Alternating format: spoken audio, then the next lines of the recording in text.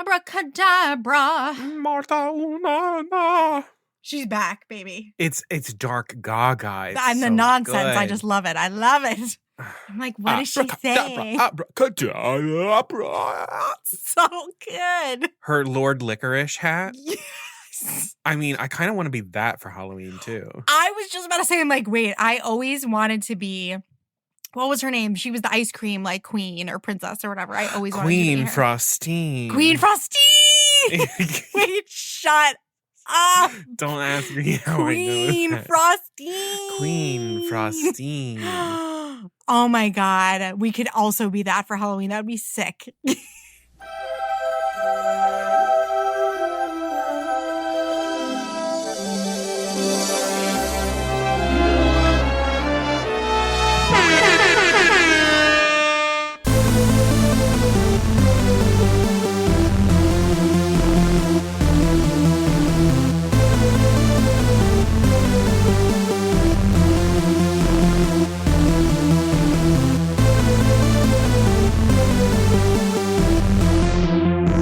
Yes, I've had the odd complaint, but on the whole, I've been a saint. To those poor unfortunate souls. Hello, and welcome to Poor Unfortunate Podcast. I'm Connor Perkins. And I'm Caroline Ametti. Welcome to all of our returning listeners. It's great having you back here with us. And welcome to any new listeners. Thank you so much for hitting play. Please also remember to hit follow or subscribe wherever you're listening to the podcast. That way all of our episodes download to your device and you don't miss out on anything.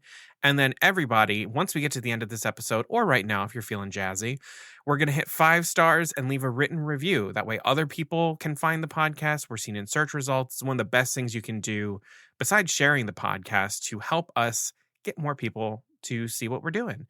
And then on that note, go ahead and just click the share button, send it to a friend, or make sure that you're following us on social media. We are at Poor Unfortunate Podcast all over the place. So make sure that you follow us there if you don't listen all the way to the end when we tell you to. Mm-hmm.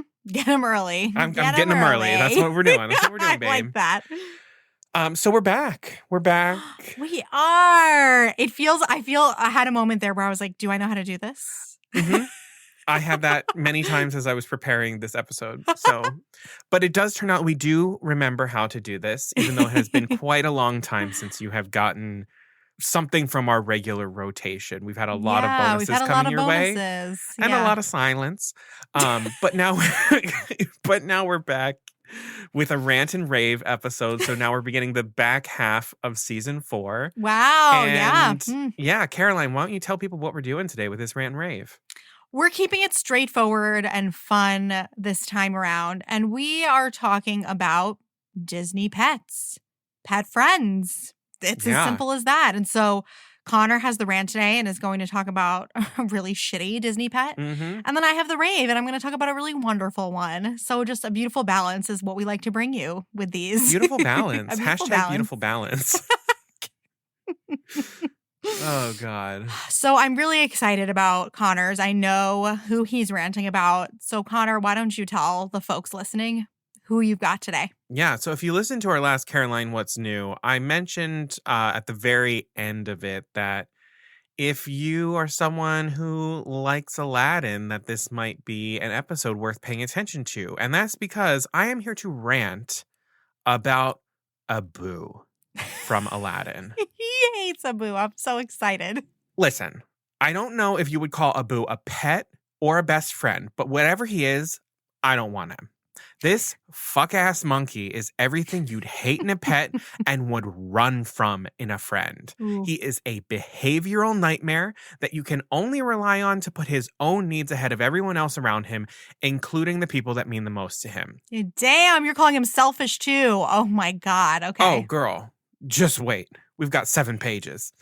All right, so before, I'm going to just cite my sources, Wikipedia, WebMD, and CommunityAnimalHospitals.com. Wow. Also my brain. Because a lot of this is just my opinion. Fantastic. But first, some background information. Woo! So Aladdin, also just a quick shout out to Aladdin. It's been a while since I've revisited Aladdin and just watched. That's such a fucking good movie. I love Aladdin. It really is. So Aladdin was released November 11th, 1992. The directors, John Musker and Ron Clements. It's based on Aladdin and the Magic Lamp, which is one of the stories from 1001 Nights, also known in more like Western cultures as the Arabian Nights. Mm-hmm. The screenplay is by John Musker, Ron Clements, Terry Rossio, and Ted Elliott. And the story, okay, so there's 16 people with story credits on this thing, and I'm not going to list them all right this second. Whoa. But maybe if we do a showdown with Aladdin, I will list them all. Great. But there's a lot of people who worked on the story of this film. They all deserve their moment, but I'm just going to keep moving. Mm-hmm, mm-hmm. The producers on this film, John Musker, Ron Clements. It stars, among others, Scott Weinger as Aladdin, Linda Larkin as Princess Jasmine, Robin Williams as the genie, Jonathan Freeman as Jafar, Gilbert Gottfried as Iago, Douglas Seal as the Sultan, and Frank Welker as Abu. The plot, I've adapted this from Rotten Tomatoes. Aladdin is a lovable street urchin who meets Princess Jasmine, the beautiful daughter of the Sultan of Agrabah. Tricked into entering the mysterious Cave of Wonders, Aladdin stumbles upon a magic oil lamp that unleashes a powerful, wisecracking, larger-than-life genie. As Aladdin and the genie start to become friends, Aladdin uses his 3 wishes and the advice of the genie to woo the heart of Princess Jasmine. But when the evil sorcerer Jafar plots to overthrow the Sultan and rule Agrabah himself, Aladdin must soon embark on a dangerous mission to stop him. That's Aladdin, if you haven't watched it. If you haven't watched it, I'm sorry for you. Watch it. So now let's just get in because Abu is... Okay. I'm seated. Let's go. Okay, here we go. So a blog post from Community Animal Hospitals lists characteristics of good animal companions as that they are affectionate, easy to train, compatible with your lifestyle, good with children, low maintenance, and have a long lifespan. With a cursory glance, you may think that Abu actually ticks off a number of these characteristics. We certainly see displays of affection from Abu to Aladdin, and it does seem that they have a level of compatibility in their street rat lifestyle. But when we really start to look at Abu, these good animal companion characteristics are coming up short. At the root of many of these characteristics, easy to train, low maintenance, compatible with your lifestyle, good with children, is a common trait, and that's reliability. For any relationship, including animal relationships, trust and follow through are paramount. As a human, you need to be able to rely on the animal to follow commands, adapt to you, and complement your daily life. You should be able to fairly predict their behavior in various social situations, especially to better care for them. On the flip side, animals should be able to trust that they will be cared for and looked after in ways that they cannot look after themselves, and afforded the space to still be an animal. With this trust established and the ability to rely on one another to follow through, the groundwork is laid for a good, symbiotic relationship, one in which both the animal and the human need something from one another that the other can provide. So that's animal companionships. Let's just talk about healthy friendships. All healthy friendships, not just animal-human ones, are built on trust and reliability. Once that trust is established, it's important to maintain it by acting with a certain level of selflessness to put the relationship ahead of the individual. When someone in a friendship consistently puts their individual needs ahead of the needs of the relationship, the balance of the relationship is off, and you probably have a bad friend. WebMD says, quote, "A bad friend is someone who is stressful or exhausting to be around. They may be overly competitive with you, likely to encourage bad behaviors, unreliable, combative, rude, mean or degrading, prone to gossip, or likely to bully you or others," end quote. The common thread of all of these characteristics is selfishness. A friend who consistently prioritizes their wants over the needs of the friend and or friendship. So if we are looking at Abu from the lens of an animal companion, we're going to need to see reliability. And if we are looking at Abu from the lens of a friend, which we can, because let's be real, Abu is Aladdin's only friend and confidant until he meets the genie. Yeah. We're going to also need to see a degree of selflessness. And Abu's got neither. Oh, get her. So let's start off with the animal companion characteristic, reliability. Abu is unreliable. This isn't the same as saying that Abu doesn't ever come through for Aladdin. He certainly does. We see this in Abu helping Aladdin escape his imprisonment and stealing back the lamp when the old man Jafar double crosses Aladdin at the mouth of the Cave of Wonders. However, every example we have of Abu coming through for Aladdin is colored with a layer of selfishness that I'll touch on later. And moreover, for each instance of Abu coming through for Aladdin, we have just as many, if not more, where he makes himself the obstacle and not an asset. His overall behavior is unpredictable enough that the level of trust Aladdin affords Abu is completely unearned. So let's get into some of these moments from the film. First, let's talk about Abu and Aladdin's criminal enterprise.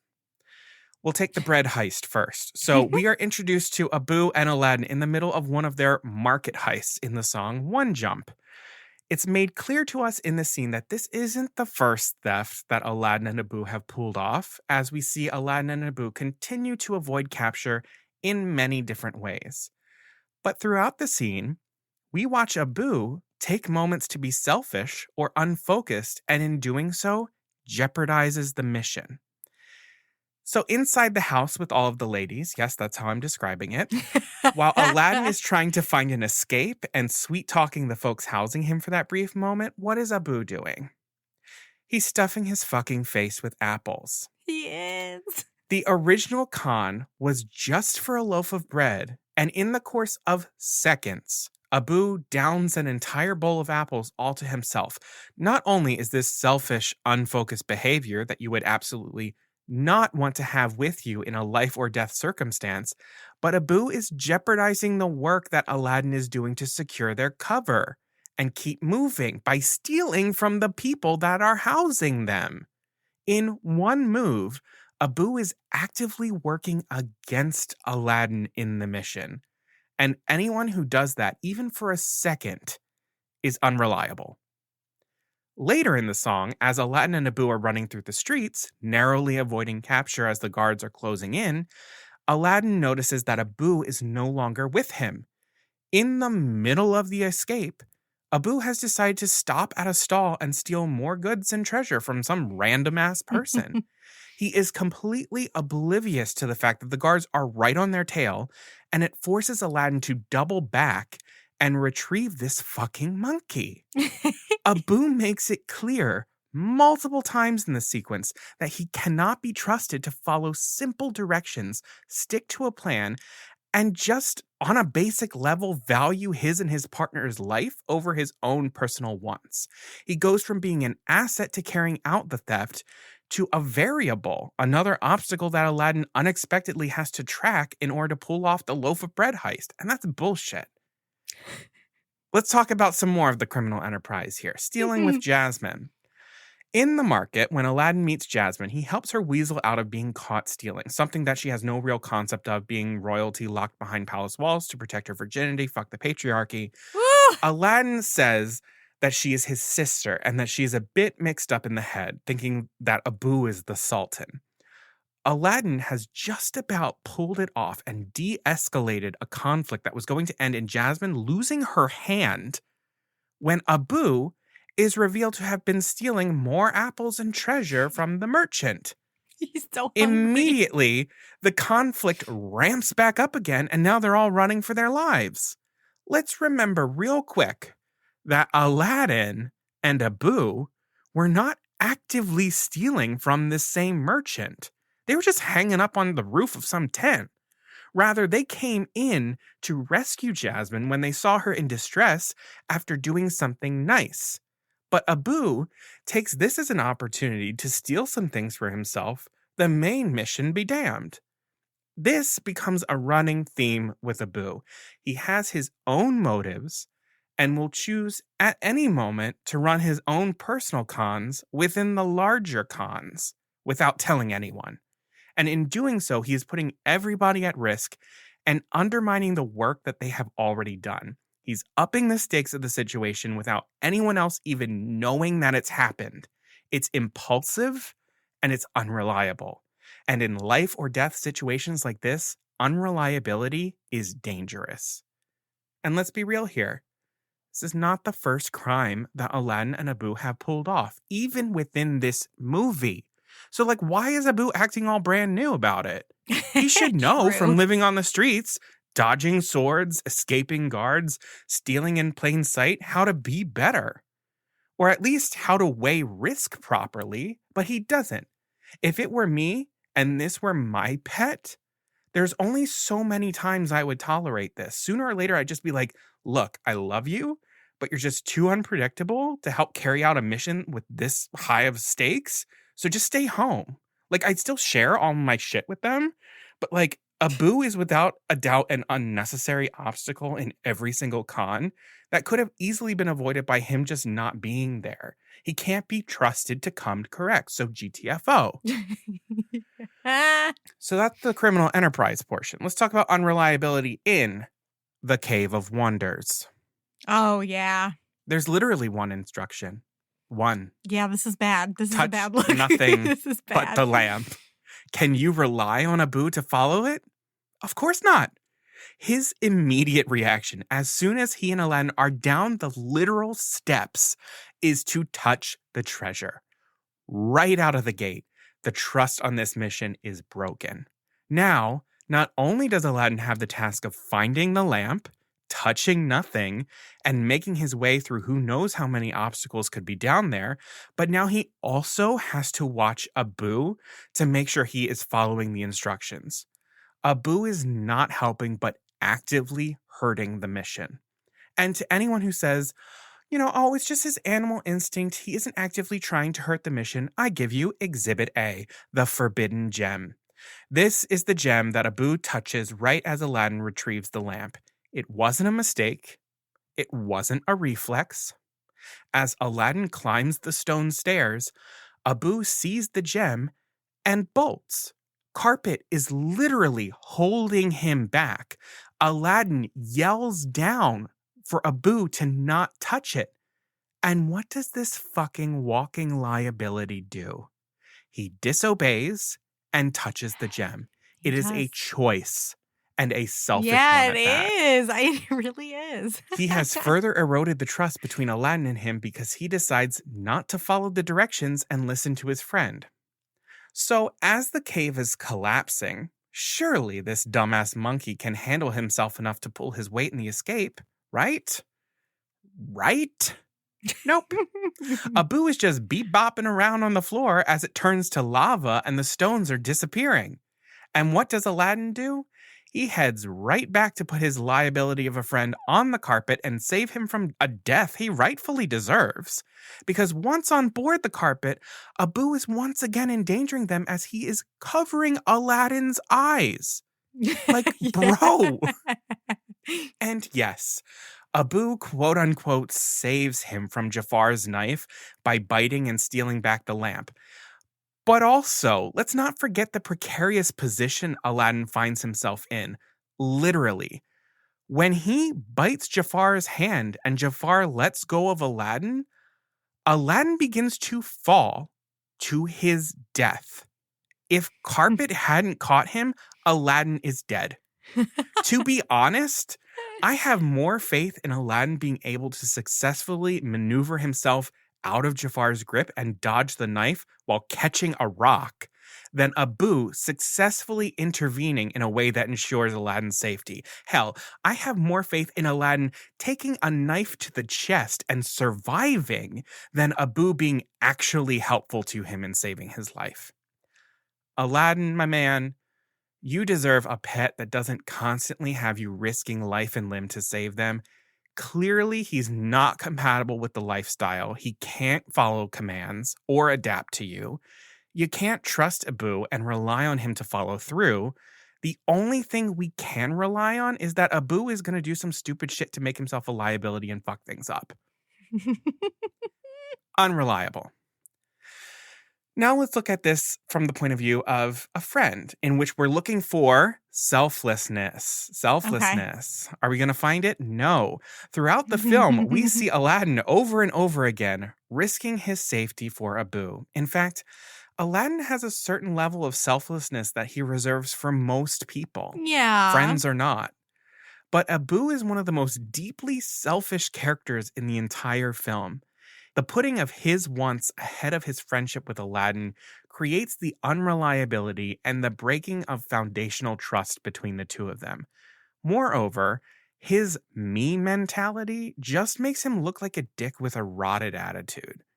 To Abu, anything that disrupts his status quo of him at the top. Yes, I called the monkey a dick with a rotted attitude. He's a dick with a rotted attitude. I can't. That's where we are, people. people. Oh my God. You have like a month to cook here. That's why this is so good. Shit. To Abu, anything that disrupts his status quo of him at the top of the list is a threat and must be eliminated.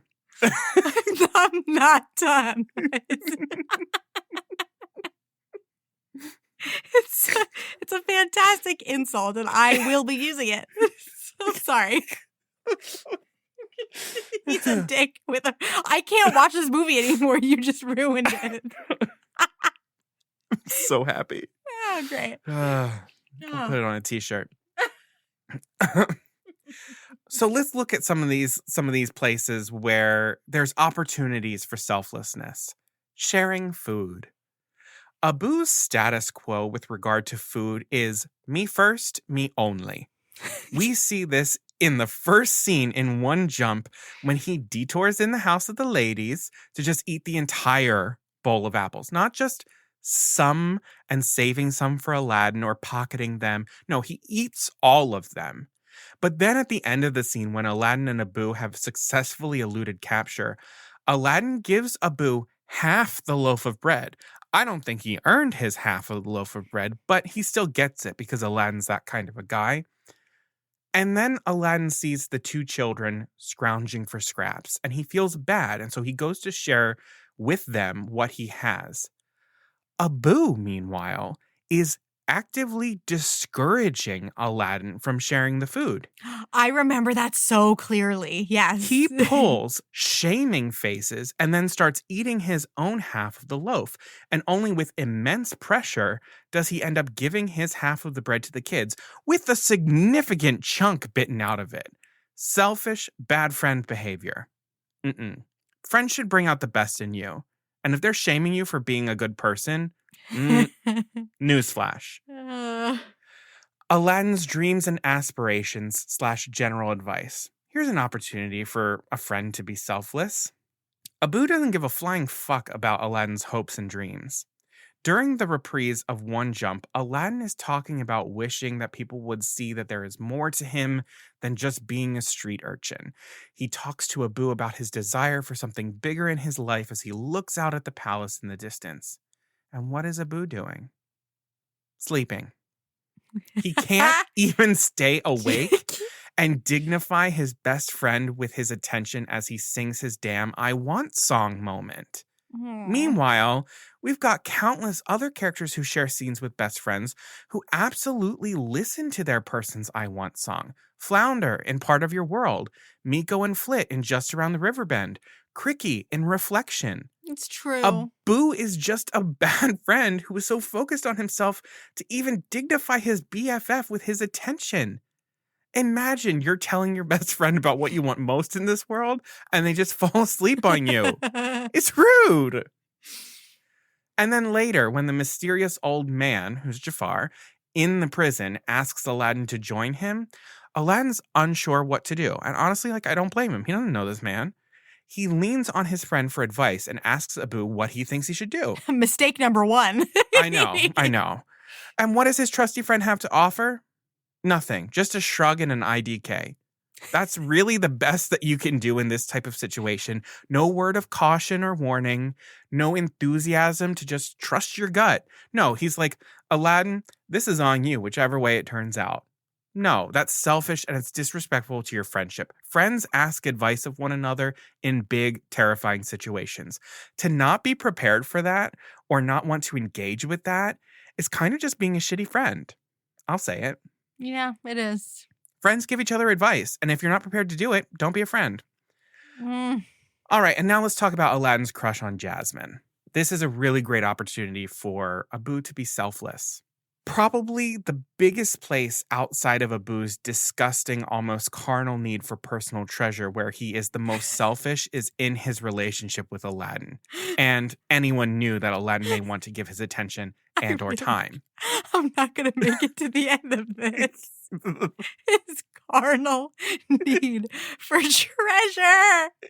I can't. I'm going to have to leave. I can't. Okay. So we're going to specifically talk about Jasmine here. Abu. I can't. He's a rotten dick and he has a carnal need for treasure. Oh my God. I need to get it together. Okay. So we're talking specifically about Jasmine here. Abu sees her as a threat to his status quo of being number one in Aladdin's life. He doesn't even give Aladdin a chance to see if there's room for both of them. Spoiler alert, there is. He just assumes that she's going to steal his mans, and so she's got to go. He is mean and nasty to Jasmine right when Aladdin brings her back to his home. He doesn't care what Aladdin wants or that he may have a crush on her. Instead, he is hell-bent in making their new blossoming relationship about him, and so now it's a threat. He is not selfless enough to be happy for his friend and encourage Aladdin to follow his dreams in the way that the genie does when he is helping Aladdin as Prince Ali court Jasmine. The genie, who's known him for like 5 seconds and is like, I'll support you because you're my friend. Abu can't do that, and he's known him for how many years? Bullshit. The way he sees it, it's Jasmine or Abu, and I pity the folks who have friends that close-minded and self-serving. And Abu doesn't just leave it there. After Aladdin is arrested, Abu comes to the prison to free him. Abu decides that's the perfect opportunity for a lecture, while Aladdin is chained to the wall, and then before Abu has lifted a finger to help him escape those chains, Abu decides to do an I told you so. He tells Aladdin that he shouldn't see Jasmine again, and when Aladdin agrees that got him into trouble, that's when Abu helps. That's a conditional release. And it's messed up if your best friend only offers you a conditional release. That's manipulation. Dang. Yeah. Like, sorry, Abu, if you're being selfish, why not just release him because he's the only one who gives a shit about you and actively takes care of you, you fuck? Like, just continue being your selfish self and, like, just let him go. You don't need to do this, but he does. He does because he's an ass. Abu has a bad attitude. I was doing so well. Abu has a bad attitude, just in general, and most of it comes directly from his selfishness. He's reluctant to help anyone who isn't himself, even his best friend Aladdin. He only helps when he is forced to by the genie in elephant form, or when his person he relies on for care is incapacitated. And let me just say, real quick, in that elephant form, the second Aladdin is ever, like, kind of mean and nasty towards Abu takes it as this deep personal hurt, and then Aladdin is like profusely apologizing, and I'm just like, Abu, you had it coming. I'm like, when have you ever offered Aladdin any sort of grace? And Aladdin offers you grace a whole lot of the time. So if he's only helping when he's forced to or he's incapacitated, you know what that's called? That's a fair weather friend. And let's be real, Abu's value does not offset his attitude. His ability to successfully pull off a mission is not reliable. We have other animal friends who are curmudgeonly like Archimedes in The Sword and the Stone, but unlike Abu, they're actually smart, helpful, and reliable enough to come through for you. So in closing, if we want to see a great animal companion / best friend, look no further than this very movie. Let's talk about Raja. Oh, Princess Jasmine's tiger. This is a 10 out of 10 companion who leaps into action on multiple occasions to physically put his body between potential threats and Jasmine.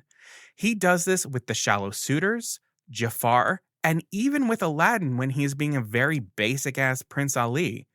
Jasmine is Raja's number one, even with the Sultan.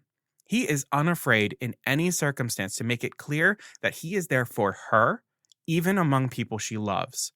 Raja is judging character and knows that Jasmine deserves the best. It's only when they've proven to be a good, decent person that he lets them through. But Raja isn't selfish. He will absolutely open up space for others. He knows that Jasmine's love is not finite and that their relationship is something no other relationship can touch.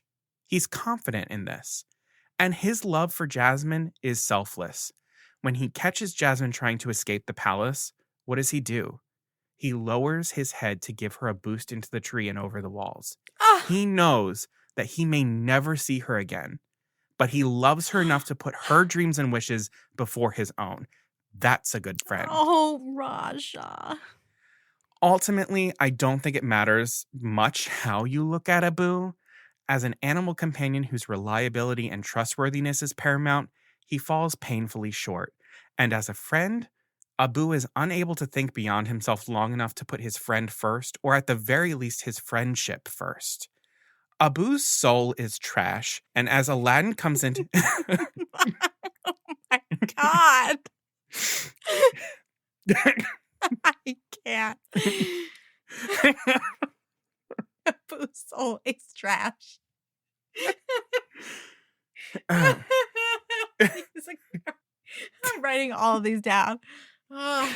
Abu's soul is trash, and as Aladdin comes into his own, Abu deserves to get left behind. He is a deeply, deeply shitty monkey, even before his fingers touch feces to hurl at a palace guard. And that's the end of my rant. Fuck Abu.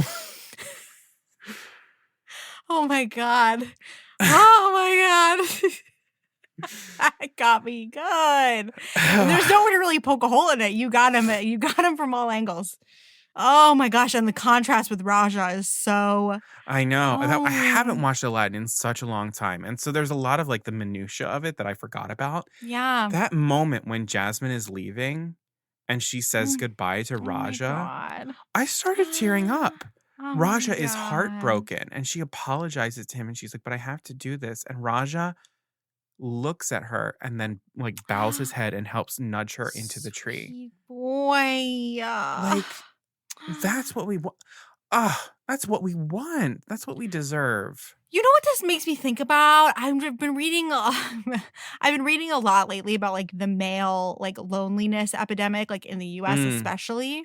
And it's just like a lot of it's this like endless like self-feeding cycle that has to do with like men not having like close, trustworthy relationships and women having that network. And this is a really great example of that. I mean, I'll say it right here. Abu would absolutely be a proud boy. Goodbye. Absolutely. Can't deal with this. Absolutely. I think there's also the like inefficiency. I think besides him being very like totally selfish, I think it's for you. It's that like inefficiency factor that you just cannot abide. Listen, efficiency is very key to me in terms of a sidekick, but it would be one thing if he was even well-meaning and ineffective. Yeah. But he's just unreliable. And that's even worse than being ineffective because that means that there's just a lack of trust there. And I'm like, if we can't trust each other, then why are you even here? Like, no. He's a dick with a rotted attitude. He's a dick with a rotted attitude. His soul is trash. He's a deeply, deeply shitty monkey. He has a carnal need for treasure. He's shitty. He's an ass. Yes, exactly. All of these things. They are all very true. But like, I'll say Pua, for example. Pua in Moana, the first film. We see Pua on the journey. Is he really effective as a companion to Moana in the boat? No. But he gives it his best shot. And then he also recognizes, this isn't the place for me. And so he like fucks off. Yeah. I'm like, that's better than Abu, who's like, no, I'm going to actively like hold you back. Like, yeah, hold you back and like endanger your lives. No. Wow. I think that's also why I kind of hate Hey Hey. I was about to say the same thing. I'm like, there's an Abu Hey Hey Venn diagram for sure. There is. The next time I do this, hey, yes. I'm coming for you. So, hey, hey, run while you can. So that's my rant. Welcome back, folks. We're here. What a way to get back into it. That was exactly what I needed. Thank you for that. Oh, good. All right. So, Caroline, you got the rave. Yeah. Bring us out of the ridiculousned into I'm something not going to bring you like, any zingers. I'm going to be very schmaltzy. it's okay. We can handle the schmaltz because we've zinged and we've zanged and we've flung shit. So let's do something a little bit more very demure, very mindful. This is about to be one of the most demure, mindful, cutesy Disney characters ever. That's Lady from Lady and the Tramp. You know what? I'm really proud of us. We haven't really talked about Lady and the Tramp and Aladdin that much. And so I'm glad that we're doing this. Yes. We really haven't talked about Aladdin either. Yeah, this is fun. It's fun. It's so fun to revisit these after a while, too. I definitely had that experience with this, which we'll get to. So, how to start? There's no doubt that Lady is one of Disney's most iconic dogs. And while she might be most closely associated with the spaghetti dinner she sweetly shares with Tramp, Lady deserves so much more of a reputation than that. She is a strong heroine, the most faithful pet anyone could ask for, and maybe even a little something more. And we'll get to that. Oh. A little something more? Yeah. You know I like to go conspiracy. Oh you my know God. I like to go conspiracy. I have to. But first, some background information. Lady and the Tramp was released on June 22nd, 1955. The directors are Hamilton Lusky, Clyde Geronimi, and Wilfred Jackson, and it is based on, it's not based on, it has some inspiration from a short story called Happy Dan, the Cynical Dog by Ward Green. The story is by Erdman Penner, Joe Rinaldi, Ralph Wright, and Don DeGrady, and the producer is Walt Disney. The score is by Oliver Wallace, with many songs written by the one and only Peggy Lee, who also provides the voice of Peg in this. Amazing. And it stars, among others, Barbara Luddy as Lady, Larry Roberts as Tramp, like I said, Peggy Lee as Darling and Peg, Bill Thompson as Jock, Bill Baucom as Trusty, Verna Felton as Aunt Sarah, and Lee Miller as Jim Deere. It is certified fresh on Rotten Tomatoes and has a 7.3 on IMDb. The film was nominated for a BAFTA for Best Animated Film and is number 95 in the 100 Greatest Love Stories of All Time list from the American Film Institute. Yeah, and interestingly, it's one of only 2 animated films on the list, the other being Beauty and the Beast. Wow. So Lady and the Tramp are really up there. It's pretty interesting. In 2011, Time named it one of the 25 all-time best animated films, and in 2023, the film was selected for preservation in the National Film Registry by the Library of Congress for being, as we always say, quote, culturally, historically, or aesthetically significant. It is worth noting that a live-action animation hybrid remake of the film was released along with the launch of Disney Plus in November 2019. It's the first thing I ever watched on Disney Plus. It's good. Yeah. It's real good. It's real good. And although I'm going to focus on the original animated film today, I really effing love that remake. I think before revisiting the original again, I might have said a remake wasn't really necessary, but beyond, of course, correcting things like culturally insensitive characters from the original, it really fleshes out the relationship between Lady and Tramp and offers us light years better versions of Jim Deere and Darling. I find it incredibly moving and warm. I really highly recommend. And I feel like there's a reason that Disney Plus chose it as one of its launch titles. Quick plot summary from IMDb, Rotten Tomatoes, put it all together. This classic follows a pampered Cocker Spaniel named Lady whose comfortable life slips away once her owners have a baby.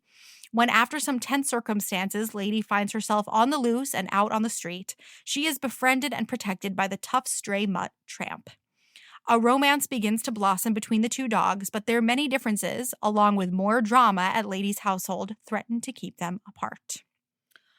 So let's start this off by talking about why Lady is just an underrated Disney heroine. Let's just take away the dog and pet part. She is a true heroine that we need to respect. So the character of Lady first entered Walt Disney's World in 1937 when one of the story artists at the company, Joe Grant, brought him sketches of his English Springer Spaniel named Lady, and he drew little pictures of her misadventures. So Walt had him start some story development on an animated feature that would be called Lady. over the next decade plus, the studio kept working on the concept, and they just couldn't seem to get the story right. The story was finally unlocked for Walt when he read Ward Green's short story, Happy Dan, the Cynical Dog. You can find it online. It's a page long. It's cute. So Dan became the inspiration for Tramp, and a love story between Lady and a dog like Dan helped get the story back off the shelf. So while a foil for Lady really started to make her character sing a bit more for Walt, I think she truly has enough going for her and a solid dilemma at the heart of her story. So the romance aspect for me is just an added bonus. It is not the center of this for me.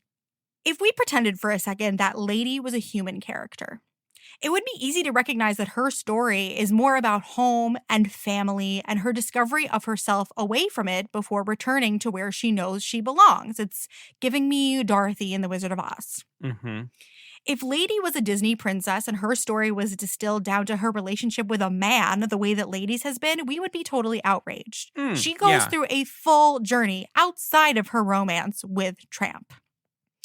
We watch Lady grow up, and even once she has, had that typical Disney princess moment of coming of age in this story, becoming old enough for her own collar and license, there's still so much that she doesn't know about the world. When she first finds herself on the streets, she does rely on Tramp. She needs his help being released from her muzzle, and he brings her to Tony's for food. But then we see Tramp encourage Lady to make choices that aren't in line with her values and personality, like breaking into a yard to chase chickens. She is the one who faces the consequences of their actions when she ends up in the pound, and her anger over that experience gives her a lot of strength. When she sees Tramp again, she makes it clear that, quote, I don't need you to shelter and protect me. When she said that, I was like, yeah, okay. Go off, queen. Yes, she pushes back against being infantilized and becomes much more self-assured in her opinions and beliefs as the film goes on. Both the other characters in the film and we as an audience have the tendency to stereotype Lady. Even the dogs in the pound call her Miss Park Avenue and a debutante. And when we think of her, we let her name and her animation and her aesthetic evoke a pampered vibe. But this gal doesn't actually expect anything to be handed to her. She treats her role in her family with utmost duty. We see her taking care of the house and every living creature in it. And she has pride in her jobs, like bringing in the newspaper every morning. Mm-hmm. This is serious to her. And all she really wants in return is affection, to sleep on the bed, and maybe a nice afternoon walk. This is not a pampered pooch. And let's not forget the way she reacts during the climactic moment when the rat sneaks into the baby's room. Lady becomes ferocious. Her teeth are out. And what I love about the moment when she sees the rat is that she barks and makes noise and does not allow anyone, Aunt Sarah, we'll talk about her, to silence her until something is done. And when Jim and Darling finally arrive, Lady keeps making noise until she is heard, regardless of whether it makes her look like a, quote, bad dog in the moment. She's also willing to put her pride aside in order to protect her family. Right before this rat moment, she has just finished telling Tramp that she doesn't need his protection, but is absolutely willing to humble herself and take it for the sake of the baby. That takes a lot of humility, especially as a lady who doesn't want to feel like she needs a man. Then Lady physically and metaphorically breaks free of her chains, both of the doghouse and propriety varieties, and heads right to the baby's room to take matters into her own hands. This is no delicate flower. She's brave, and she's badass, and she is willing to remain flexible on her views of the world and people. Like I said, if we analyze Lady's choices as human actions, she would get so much credit. Like, she gives up a budding romance and a newfound sense of freedom in order to remain true to her sense of responsibility and duty to her family. She says to Tramp, "It sounds wonderful, but who'd watch over the baby?" That's her answer when Tramp basically asks her to run away with him. If a Disney princess turned down a love interest, or actually any self-interest, in order to stay true to her duty to her family, we would applaud her. I mean, that's the Anna choice. That's the Anna and Elsa and Frozen choice that everyone lost their minds about. And here it is being made years earlier.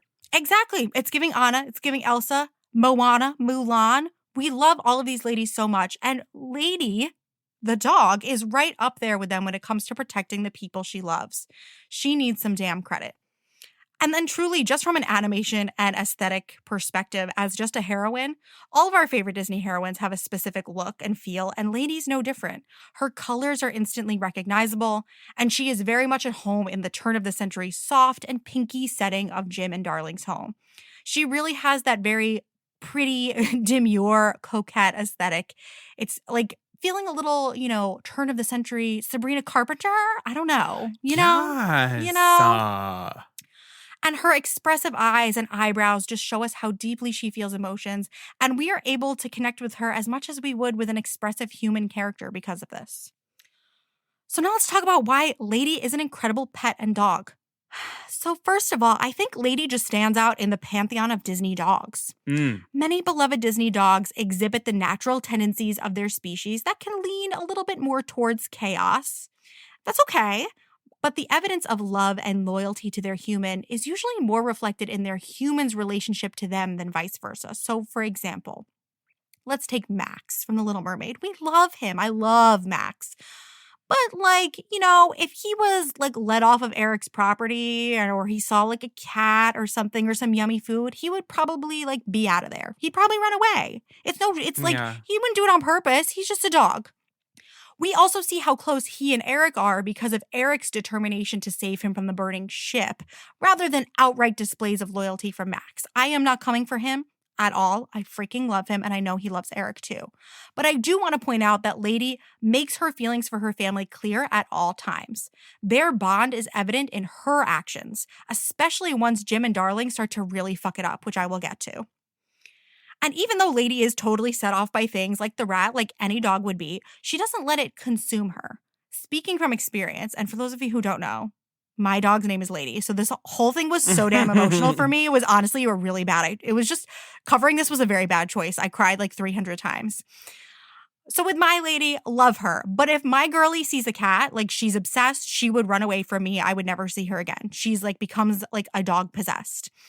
But Lady keeps a level head while still addressing danger as it arises. She doesn't even destroy Aunt Sarah's cats, which, I as Caroline would like to do. Yes, okay? They deserve to be destroyed. They're awful, awful, awful creatures. They're terrible. Their soul is trash. They are dicks with rotted attitudes, okay? They truly they really are. They actually really are. Thank you for that. So yeah, even in that moment, Lady focuses on defense rather than offense. And all of Lady's wants and choices are in line with being man's best friend, a quote-unquote ideal dog in all senses. Lady's true purpose is to be her family's pet. And one of the most touching exhibitions of pride in her purpose is her joy in getting her license. Oh my God. What Jock calls a badge of faith and respectability. She doesn't view it as being tied down. She views it as a token of love.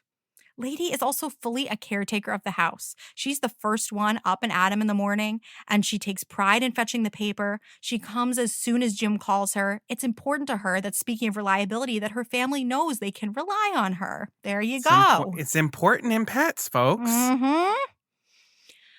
She is just steadfast and unflappable. At one point, once Jim gets into his pregnancy frenzy, which we will talk about, she just gets shoved out the front door. She doesn't even blink. She just runs right to the back of the house and comes in through the doggy door. Problem solved.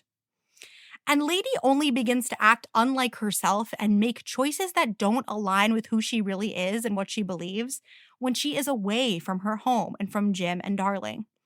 Her identity and beliefs are based around belonging to her family. It's the center of her purpose.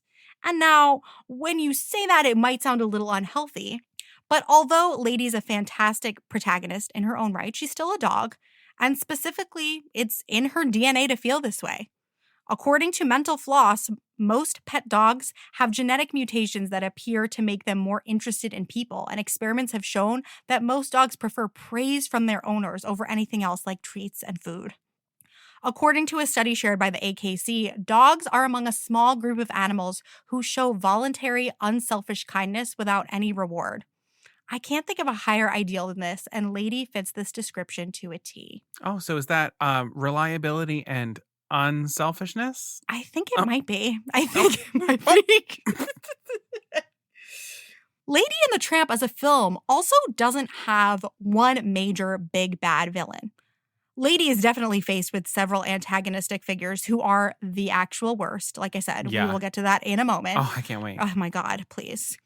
But the real obstacle here is her separation from and feelings of abandonment by her family. Lady's connection to her family is so necessary to who she is that no arch nemesis could really match the challenges and devastation that arise from being separated from them. And doesn't that just make you want to cry? I can't. I can't. Now we're getting to the part that it's going to be hard for me. Let's talk about Lady's wagging tail. Oh. The film opens with this quote from Josh Billings. In the whole history of the world, there is but one thing that money cannot buy, to wit, the wag of a dog's tail. Oh my God. Am I going to get through this? I don't know. Oh. First of all, let me go cry, which I definitely did about 100 times while revisiting this film after all these years. So not only is this quote just the sweetest sentiment ever and so true, but the film continuously and at very key moments focuses on Lady's tale, and it tells you everything you need to know about her unending love for and loyalty to her family, and what a beautiful gift it is. We see it as soon as Lady is introduced as a puppy, when she's put in her own little bed all the way downstairs, and Jim and Darling are sleeping all the way upstairs. You can actually watch this scene without sound and know when Jim yells down to Lady or stands just outside the door just by watching Lady's little tail start to wiggle when she hears him or when he gets close. We see it when she wakes up Jim in the morning and when she gets her collar and her license. Oh, I'm crying. Ladies, this is the part. This is the moment. I'm just thinking about Toby. I know. Oh God, help me.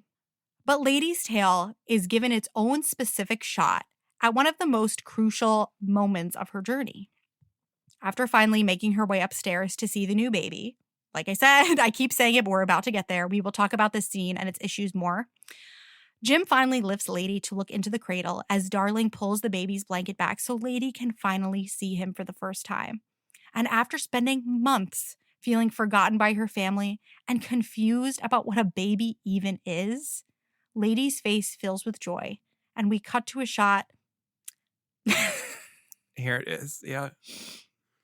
And we cut to a shot only of her legs and tail as it wags with complete abandon.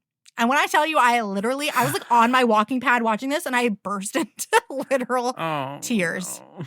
Rather than any jealousy or any negative feelings that have to do with Jim and Darling's mishandling of the introduction of the baby, Lady immediately opens her heart. And I think this is the moment we focus on Lady's tale, because the baby is the key to what makes Lady even more special than just an amazing dog. And we will get there too.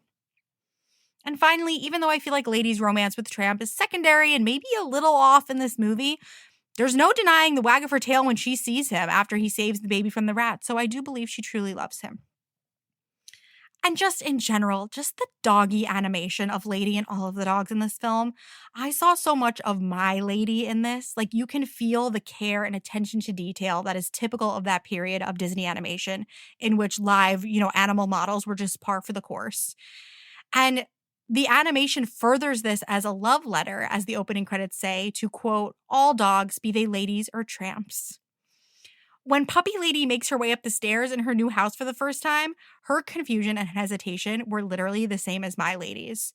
When we rescued her, she fully did not know what stairs were. And so watching little Puppy Lady in the movie figure out stairs nearly ruined me. We see several instances of the typical down dog, up dog stretch that literally makes every dog parent go big stretch to their dog. And it's just so well done. And this whole film is animated from Lady's point of view. For example, we don't see a lot of Jim and Darling's faces in order to highlight Lady's distance from them at her doggy height on the ground. Watching this movie just reminds you of all of the little sweet quirks of your pup. And Lady is the protagonist at the heart of this love letter to dogs. So this, more than anything, is the ultimate proof that she's got to be the goodest girl. Let's talk about why Lady is way too good for her family. Jim and Darling, God, I want to love you, but you make it way harder than I remember. And I think part of that is because in the live action remake, they are so warm and loving. And honestly, in this, they exhibit some qualities of folks who treat pets as presents instead of true responsibilities. First of all, can we please just not put dogs in sealed boxes? But this is actually based on something that Walt Disney did, so sorry, Walt. I do see efforts to create healthy boundaries with Lady when she's a puppy, but Jim and Darling fall too quickly into the bad cop, good cop routine when it comes to Lady. Although, let me just be clear. Let that sweet girl sleep on the bed, okay? Before I had a dog, I never would have said that, but let her sleep on the bed, okay? With Lady here, I'd say life is quite complete, says Jim. And absolutely no problem if later on they realize that children would complete their family as well. But the change in their treatment of Lady during Darling's pregnancy is totally fucked up. Like, I can understand that once a baby actually arrives, things can get a little chaotic and overwhelming. But Jim starts looking right through Lady as soon as Darling becomes pregnant, and suddenly starts referring to the member of their family who made life complete as, quote, that dog. I don't mean to be extreme, but like, does he love her at all? Jim and Darling are such fuck-ups at times that Lady truly begins to believe she must have done something wrong because their behavior towards her changed literally overnight.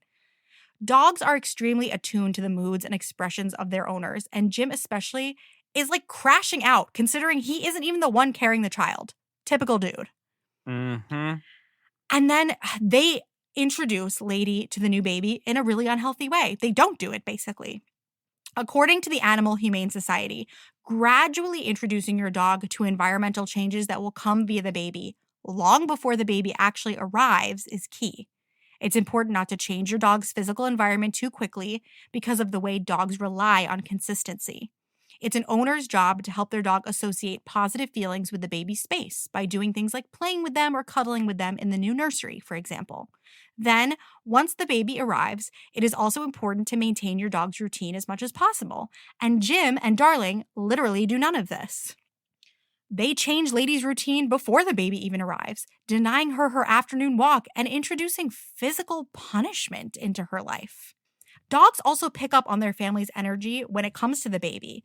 And Jim Deere is running around like an absolute lunatic for most of Darling's pregnancy. Like, there is truly something wrong with this man.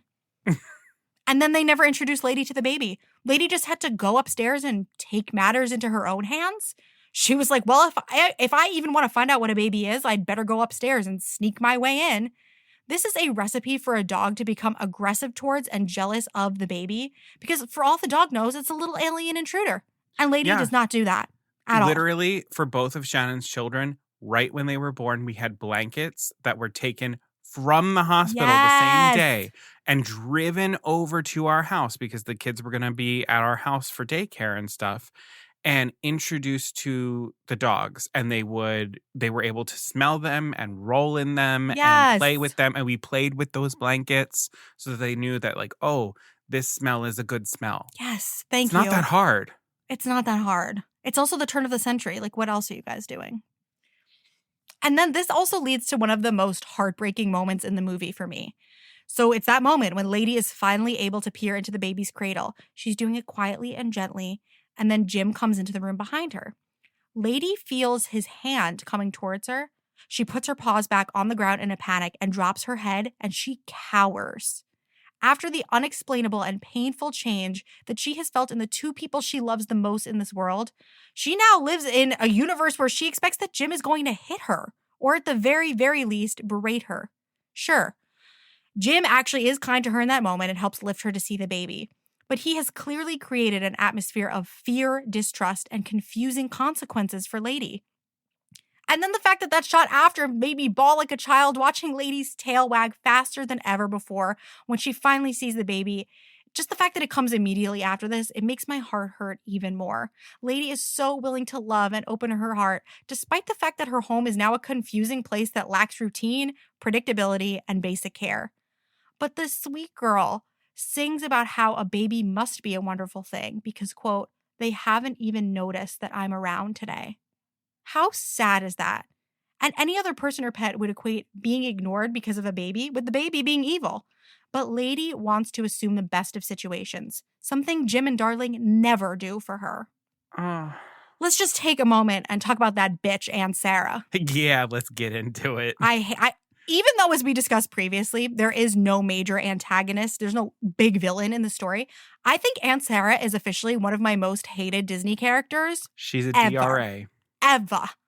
First of all, her overbearing manner and her sing-song fakey voice irritate me to no actual end. And then she wants to make up for all of the harm she has caused by sending a box of biscuits at the end of the movie. Fuck out of here. Watching Aunt Sarah pull Lady forcefully down the stairs by her leash and collar is another moment that actually fully prevents this from being like a nostalgic aesthetic watch for me. It's truly hard to see, as is the scene when she forces Lady into a muzzle. Oh, the muzzle scene is really, it's really so hard. fucking hard. This woman adds absolutely no value to anything. Her one job was to come babysit, and not only does she just ruin it all, but she arrives late. I hate her. I hate her. With even more animals. Oh my God, with more animals. Please. Ultimately, Jim Dear and Darling become better because of Lady. At the end of the film, Jim is almost unrecognizable. He welcomes Jock and Trusty into the house as honored guests. He offers them treats. He's gentle. This is the same guy who called his beloved Lady, quote, that dog. Their home feels full and festive because of Lady and her little family, and they should be thanking her. A quick little thing before I wrap up on why Lady might even be too good for her own movie. The tagline on one of the original posters for Lady and the Tramp reads, quote, and now his happiest motion picture, referring to Walt Disney. But I actually find this movie to be stressful and often sad as fuck, and a bit uneven, but for a 90-minute dog cartoon, I can relax on that part. You hear Lady and the Tramp and you think meatballs and Bellinote and doggy kisses, and that scene really is very good. You think the turn-of-the-century charm of Lady's neighborhood. But I was surprised upon this revisit how kind of underdeveloped the romance between Lady and Tramp is. We definitely get a very solid sense of their major differences in the way they view the world and being pets. And we see Tramp really treat Lady with care and gentleness, like when he finds a way to get her muzzle off when she is the most vulnerable. But even the lead up to the Tony's scene is pretty brief. They haven't had a lot of time together. And now I know this is a pretty short film, but nothing was more jarring for me than the end of this movie. Like, hot damn, we have a chase, and we believe that sweet Trusty is dead. And then we cut to Lady and Tramp and all of their puppies. This is the same Lady who didn't know what a baby was a few months prior. We really don't 100% know what Lady thinks of Tramp or why she loves him. And then plus, okay, if we do the math, if Trusty's leg is broken in that final scene, and the gestation period for a dog is about 9 weeks, did Lady get pregnant the night that they went to Tony's? I kind of hate that if it's true. Because she did not know enough about the world to become a mother. But anyway. All of this to say. Caroline. I can. Caroline. You did not come out here with the gestation period. It was weird. I was like, wait a minute. Wait. His leg is still broken? How much time has passed? Oh my God. Maybe he broke his leg a different time. Okay, fine. All of this to say, between that and the muzzle scene, I actually find it difficult to relax into the nostalgic sights and sound of this movie. Lady and many other animals are simply put through too much, and it's always because of the selfishness, neglect, or cruelty of humans. I don't know, maybe I'm just too serious these days, but it was difficult for me to get through it at times. I'm not even gonna lie, it was very upsetting to me. But to wrap this up, I think there's also a reason that Lady has to go through so much. And I think it's because Lady is more than a pet. I think she is a guardian angel. Oh, An angel. This is the conspiracy. Just stay with me. I thought Follow the gestation period of the dogs was that moment. No. Oh, okay. No, we're not there Okay. yet. Stay with me. I'm here. You're going to like it. Okay. An angel is generally seen as a spiritual being that serves as an intermediary between God and humanity, and guardian angels specifically are assigned to protect and guide specific groups or people.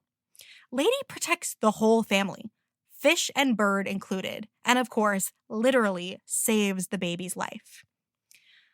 I think part of what makes this movie so personally upsetting to me is the sort of fall from paradise feeling of it all, especially when Lady is in the pound. Let me take this moment to say, fuck this film. It is so absolutely rude showing dogs laying there with tears falling from their eyes and some going through the one-way door. It's giving, dare I say it, hell. It's giving hell. Oh. And Lady is starting to feel a lot like a fallen angel.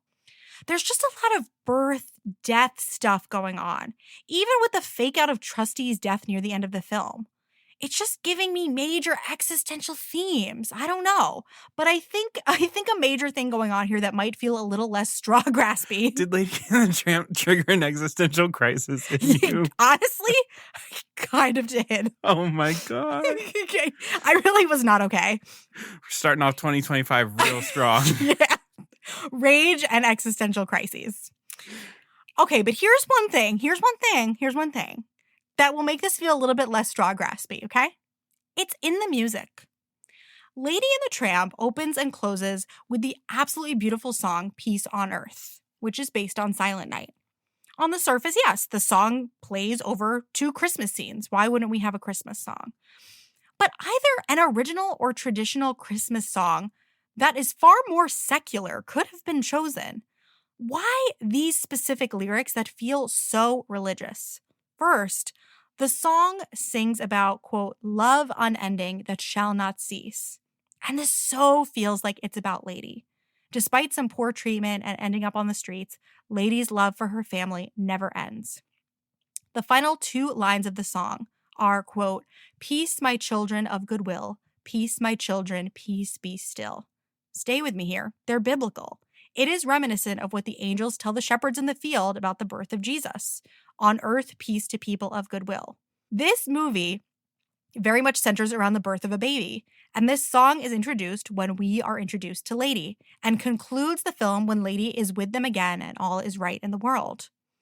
And this isn't even the only song in the film that mentions angels. In La La Lu, Darling sings, quote, little wandering angel, fold up your wings, close your eyes. And although she is singing the song to the baby, she sings this right as Lady is getting her first glimpse of the baby, and sings, quote, may love be your keeper, right as Lady looks over the cradle. Lady is love because she is the baby's keeper and guardian angel in the most important moment of the film. So to tie it all up, this quote by author Jonathan Carroll that I saw online really says it all. Dogs are minor angels, and I don't mean that facetiously. They love unconditionally, forgive immediately, are the truest of friends, willing to do anything that makes us happy, etc. If we attributed some of those qualities to a person, we would say they are special. If they had all of them, we would call them angelic. But because it's only a dog, we dismiss them as sweet or funny, but little more. However, when you think about it, what are the things that we most like in another human being? Many times those qualities are seen in our dogs every single day. Oh. We're just so used to them that we pay no attention.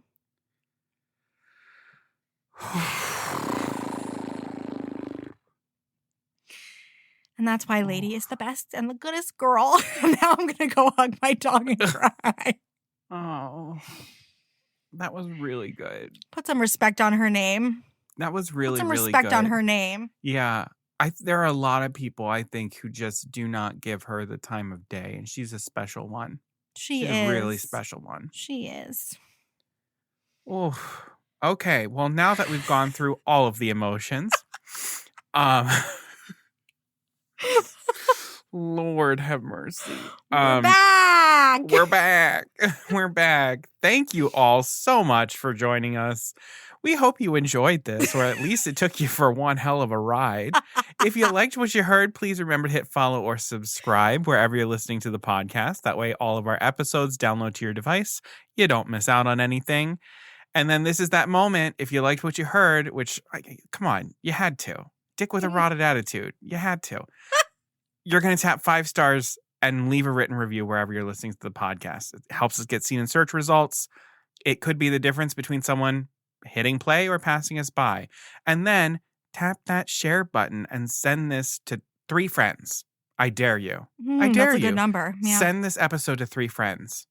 And if you can't do it, message me individually and let me know that you tried. Okay? Ooh. Yeah. Yes, That's sir. the thing. Yeah. So yeah, thank you so much for doing that. Another free thing that you can do to help support Poor Unfortunate Podcast is to follow us on social media. We are at Poor Unfortunate Podcast everywhere. Everything, so much has changed in the past month, but TikTok is still there. Instagram is still there. We are on Blue Sky. We are on Threads. And If you want even more Poor Unfortunate podcasts in your life, you can join our private Facebook group, the Poor Unfortunate Fam. We've got over 100 listeners in there. We discuss the episodes. Whether you join that group or whether you just want to follow and comment or DM us on Instagram, it all works. And we want to hear your thoughts, especially on these rant and rave episodes. Yeah, How join do the you convo. feel? Yeah, how do you feel about these two animals? Which Disney pets do you love and hate? We want to hear it all. So please join us wherever on the internet you please, because we would love to hear from you. And if you're looking for merch, we do have merch available on our website. The Poor Unfortunate shop is poorunfortunatepodcast.com/shop.